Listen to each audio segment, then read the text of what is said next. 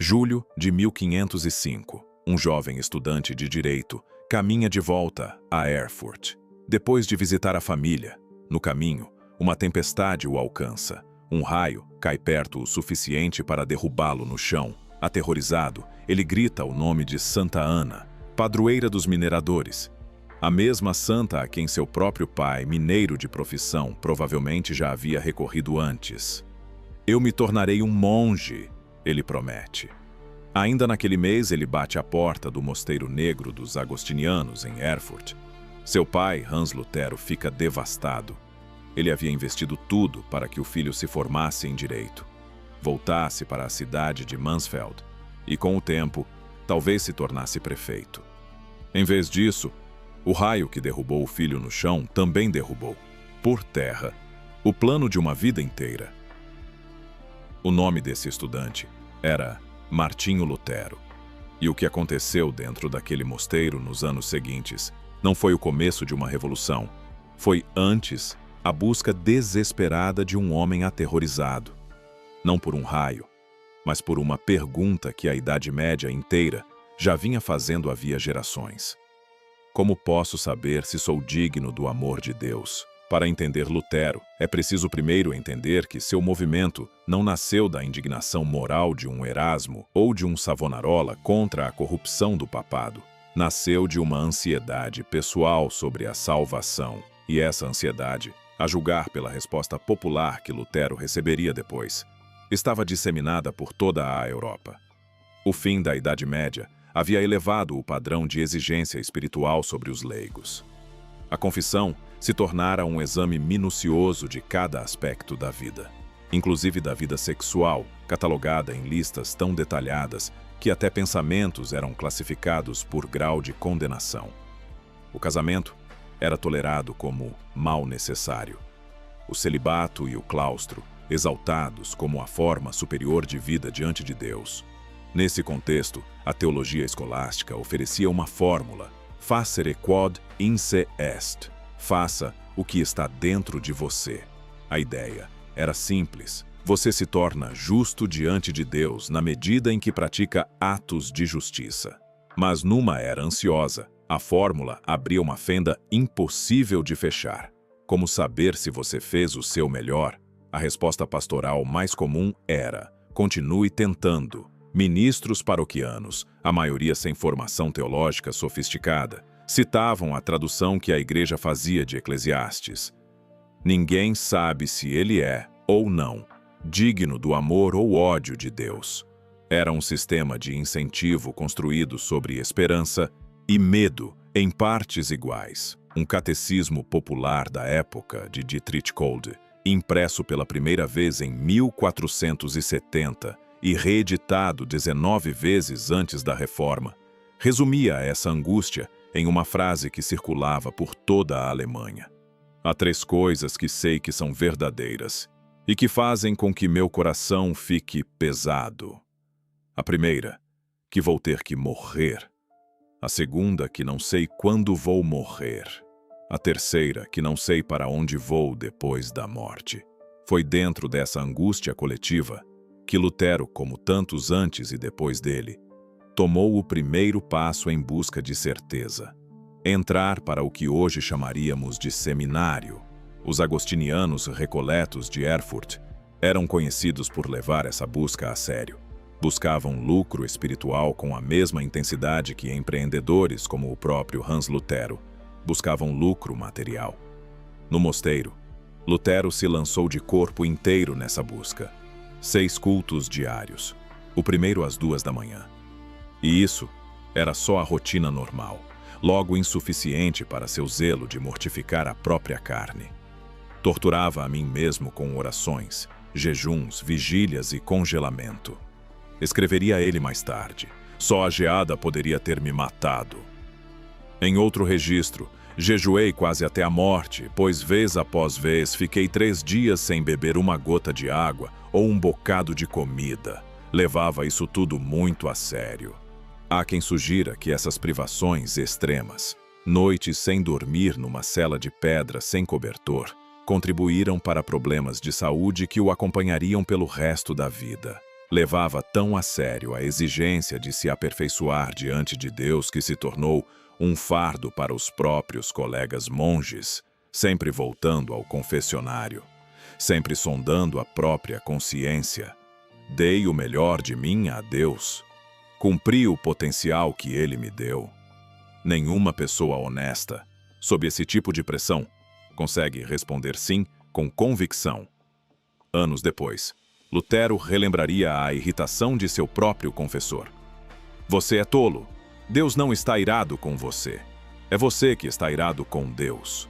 A ironia é exata. Lutero entrou no mosteiro para escapar da incerteza sobre sua salvação.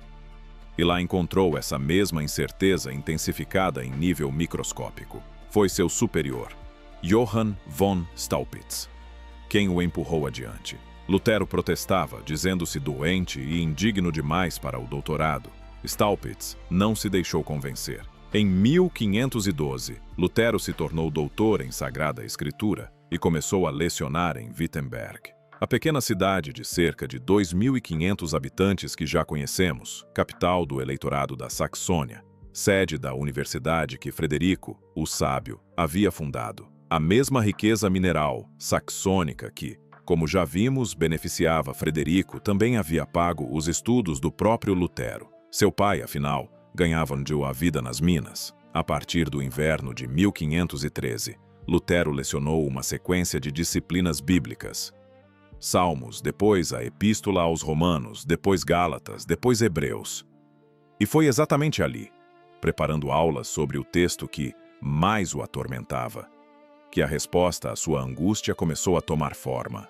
O teólogo Gerhard Ebeling chamaria depois o que aconteceu com Lutero de Spracheregnis, um acontecimento linguístico.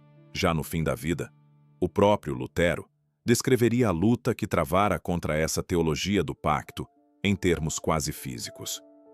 Embora vivesse de modo irrepreensível como monge, sentia que era pecador diante de Deus, com uma consciência extremamente atribulada. Odiava o Deus justo que punia pecadores.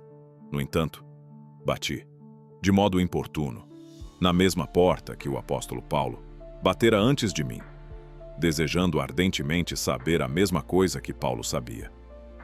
A porta era Romanos 1:17, porque no Evangelho é revelada a justiça de Deus, uma justiça que do princípio ao fim é pela fé, como está escrito: o justo viverá pela fé. Até ali, Lutero, como quase todo mundo ao seu redor, ouvia essa frase como ameaça. A justiça de Deus era o padrão impossível segundo o qual o pecador seria julgado. Estudando o grego e a gramática bíblica com o rigor que os humanistas do Renascimento haviam tornado possível, ele percebeu algo diferente.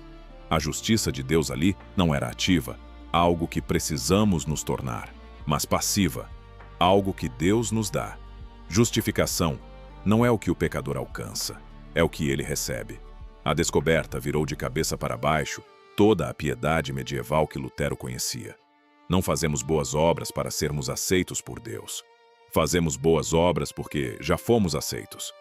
A salvação deixava de ser o objetivo final de uma vida de esforço e passava a ser o próprio fundamento de tudo o mais. Na primavera de 1517, ele escreveu a um amigo em Erfurt, com um entusiasmo quase provocador: nossa teologia e Santo Agostinho estão progredindo bem. Aristóteles está sendo gradualmente tirado do trono. Sua condenação final é só uma questão de tempo. Foi exatamente nesse momento, um professor recém-liberto, de uma angústia teológica que havia consumido metade de sua vida adulta, que Lutero se deparou, mais uma vez, com a mesma engrenagem que já havia visto de perto: o comércio de indulgências. O vendedor era Johann Tetzel, e seu método seria a inveja da publicidade moderna. Emissários anunciavam sua chegada às cidades semanas antes. Um diretório local era compilado antecipadamente, listando os recursos financeiros de cada morador, para calcular quanto cada um poderia pagar. Tetzel entrava acompanhado de trombetas, tambores e bandeiras do papado. Pregava primeiro sobre os terrores do inferno, depois na maior igreja da cidade. sobre os sofrimentos dos mortos no purgatório, parentes e entes queridos implorando por resgate. Não escutas a voz de pais e outros conhecidos mortos clamando: misericórdia, misericórdia!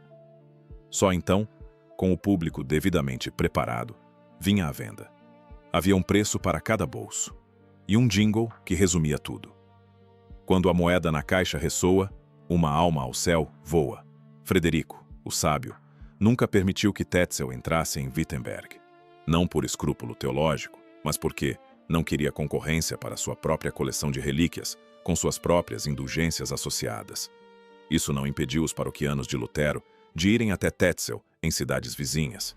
E foi isso que tirou Lutero do sério. Eles voltavam dizendo que não precisavam mais de confissão, penitência ou missa, porque já tinham comprado o que chamavam de bilhete de entrada para o céu. Como pastor responsável por essas almas diante de Deus, Lutero sentiu que precisava agir. Em 31 de outubro de 1517, ele redige as 95 teses. Vale uma nota de fidelidade histórica aqui. A imagem popular de um Lutero furioso martelando teses incendiárias na porta da igreja, em boa parte, ficção romântica posterior. As teses eram proposições acadêmicas, escritas em latim, uma língua que a maioria dos moradores de Wittenberg nem sequer lia, e os próprios historiadores ainda debatem se elas chegaram a ser fixadas fisicamente na porta ou se foram, antes, enviadas por correspondência. As fontes discordam, e nenhum registro definitivo resolve a questão. O que não se discute é para onde o documento foi. Lutero o enviou primeiro ao superior de Tetzel, Alberto, arcebispo de Mainz, com o pensamento quase ingênuo de que talvez o arcebispo não soubesse dos abusos de seu próprio vendedor. Dali, o documento seguiu para Roma. O resultado foi uma explosão que assustou praticamente todo mundo, inclusive o próprio Lutero, que não fazia ideia de ter tocado em pontos tão sensíveis da autoridade papal e em intrigas políticas e eclesiásticas de alcance muito maior do que uma disputa acadêmica sobre indulgências. Em Roma, o caso chegaria às mãos de um teólogo dominicano que a história lembraria por um apelido pouco lisonjeiro, dado, aliás, pelo próprio Lutero: o rato chiador. Mas essa é a história do próximo episódio. Inscreva-se no canal, ative o sino e volte na semana que vem. O fio continua.